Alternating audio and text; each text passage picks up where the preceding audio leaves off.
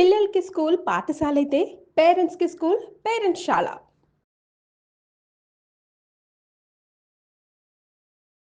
మొక్కు తీర్చుట,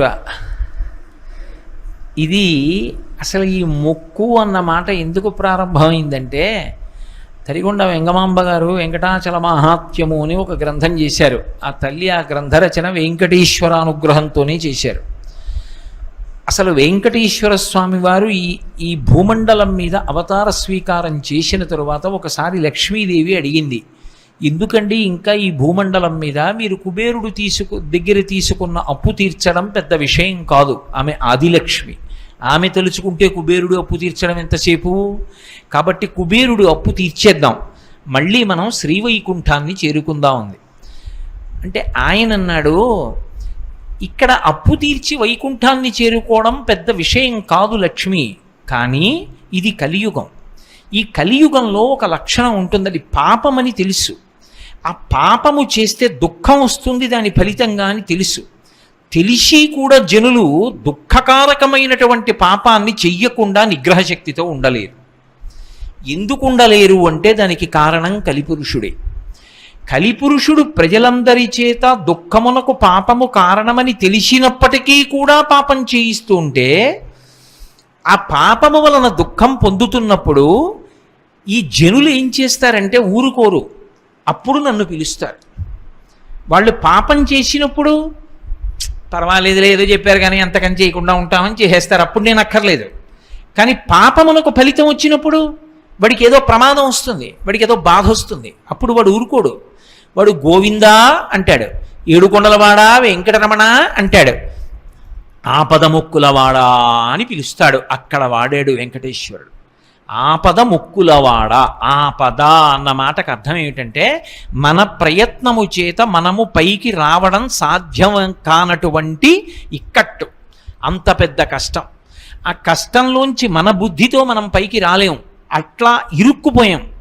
ఇరుక్కుపోయినప్పుడు ఆపద మొక్కులవాడా అని పిలుస్తాం. ఈ ఆపద నుంచి నన్ను తప్పించు. మొక్కేం పెడతాం? మన శక్తి కొలది. ఒక్కొక్కడంటాడు నేను నా తలనీలాలు ఇస్తానంటాడు, ఒకడంటాడు కొండకి నడిచొస్తానంటాడు, ఒకడంటాడు స్వామి మీ హుండీలో 5 రూపాయలు వేస్తానంటాడు. ఇప్పుడు వీటిని మొక్కులు అంటారు. మొక్కు అన్న మాట మీరు జాగ్రత్తగా గమనించాలి. వెంకటేశ్వర స్వామి వారి హృదయం ప్రకారం అయితే వ్యాపారము కాదు, అది పాపము వలన దుఃఖం వస్తోందని వాడు తెలుసుకోవాలి. తెలుసుకుని పిలిచావు పరమేశ్వరుణ్ణి, ఆయన ఏం చేస్తాడు? నేను ఆదుకోకపోతే ఎవరు ఆదుకుంటారు లక్ష్మి? అందుకుని ఉంటాను ఈ కలియుగంలో వెంకటాచలం మీద. ఎవడు ఎక్కడ ఎంత మౌనంగా లోపల లోపల పిలిచినా నాకు వినపడుతుంది, నేను వింటాను, వాణ్ణి ఉద్ధరిస్తాను ఆపదలోంచి. వాడు నా మొక్కు తీరుస్తాడు, ఆ డబ్బు పట్టుకొచ్చి నా హుండీలో వేస్తాడు. నేనేం చేస్తానో తెలుసా? పరమధర్మాత్ముడు నన్ను చూడకుండా ఉండలేక, నాన్నగారిని చూడకుండా ఉండలేక వచ్చినటువంటి కొడుకులా నన్ను చూడకుండా ఉండలేక వచ్చినటువంటి వాడు ఉంటాడే, వాడు వేసినటువంటి ద్రవ్యంలో అటువంటి పరమధర్మాత్ములైన వారు వేసిన డబ్బుని తీసుకుని జేబులో పెట్టుకుంటాను ఖర్చుకి. ఇలా హుండీలో చెయ్యి పెట్టి పట్టుకుంటాను లక్ష్మి.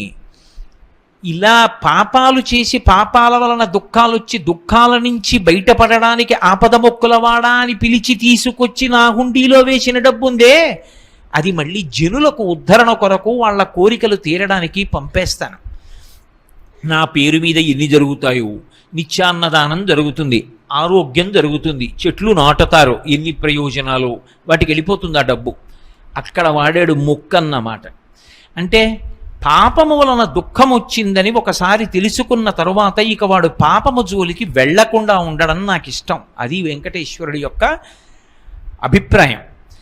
ఇప్పుడు మొక్కు అంటే ఆ ఆపత్కాలమునందు నువ్వు ఒక సంకల్పం చేసుకున్నావు, ఈశ్వరా నన్ను ఈ ఆపద నుంచి గట్టున పడై, నేను పట్టుకొచ్చి 1 రూపాయి హుండీలో వేస్తా, లేకపోతే నువ్వు నన్ను గట్టున పడై ₹1 నీ హుండీలో వేస్తాను అన్నావు.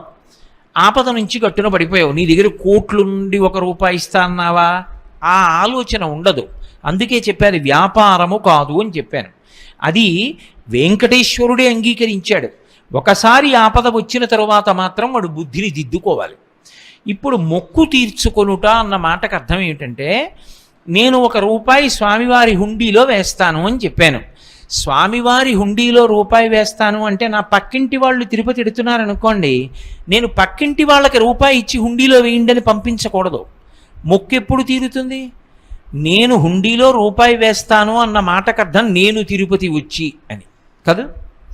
నేను తిరుపతి వెళ్ళాలి, నేను వెంకటాచలం వెళ్ళి స్వామిని దర్శించి, స్వామి నాకు కేవలము ధర్మమునందు అనురక్తిని ప్రసాదించమని ప్రార్థన చేసి ఈ రూపాయి పట్టుకెళ్ళి హుండీలో వెయ్యాలి. అప్పుడు నా మొక్కు పూర్తవుతుంది. అంతేకాని రూపాయి వేస్తానన్నాను కదండి, రూపాయి పంపించేశానుగా, నా మొక్కు ఎందుకు తీరదు అని అడక్కు. రూపాయి వేస్తాను అన్న మాటకు అర్థం నేను వచ్చి వేస్తాను అని. వేస్తాను చేస్తాను అంటే నేనే, అంతే దాని అర్థం. కాబట్టి మనమే క్షేత్రమునకు వెళ్ళాలి, వెళ్ళి ఆ మొక్కు తీర్చుకోవాలి. మొక్కినప్పుడు మీరు ఏ భాష వాడారన్నది ప్రధానం కాదు. ఎప్పుడైనా కూడా అందులో ప్రధాన ప్రయోజనం ఏది అంటే, ఇక పాపము వైపునకు దృష్టి పోకుండా, ఒకసారి ఎవడు మనని ఉద్ధరించాడని అనుకుంటున్నామో వాడి దగ్గరికి వెళ్ళి ఒకసారి కృతజ్ఞత చెప్తామా చెప్పమా? మీరు ఆలోచించండి.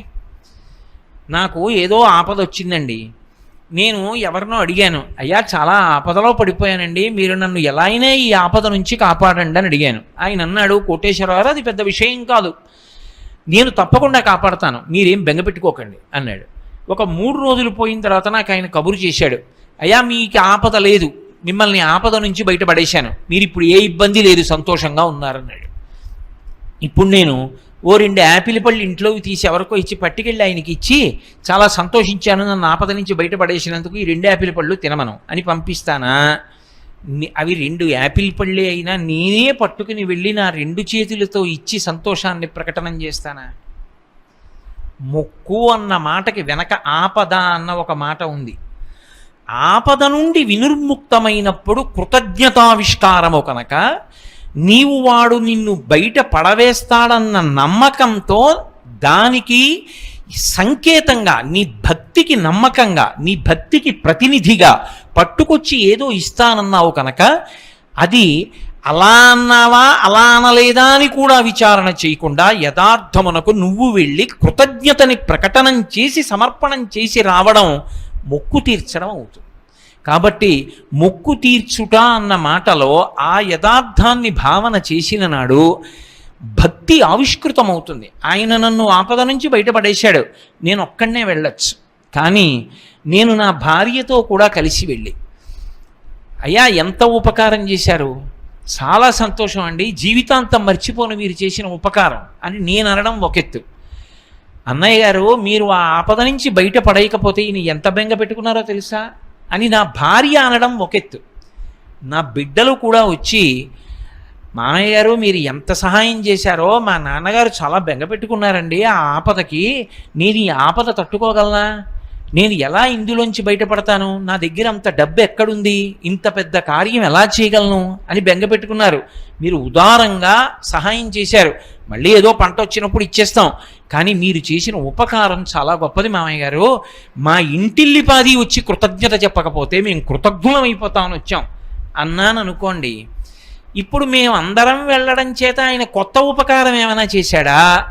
మేమందరం వెళ్ళడం చేత నిజానికి మా అందరి సంస్కార బలం బయటికి వచ్చిందా? నా సంస్కారం బలం బయటికి వస్తుంది. అందుకే మొక్కు అన్న మాటని విశాల పరిధిలో ఆలోచించినప్పుడు నీ శక్తి కొలది నీ ఆపద గట్టెక్కినప్పుడు సంతోషించిన వాళ్ళందరితో కలిసి నువ్వు వెళ్ళవచ్చు. అథవా నువ్వు ఒక్కడివీనైనా వెళ్ళి ఆ మొక్కు చెల్లించి దర్శనం చేసుకుని రావాలి. కాబట్టి మొక్కు అన్న మాటని ఆ కోణంలో ఆలోచన చేసి తీర్చుకున్నప్పుడే భక్తి కృతజ్ఞత అన్న మాటలకు అర్థం ఉంటుంది. కాబట్టి అలా తీసుకోవాలి అని ప్రార్థన.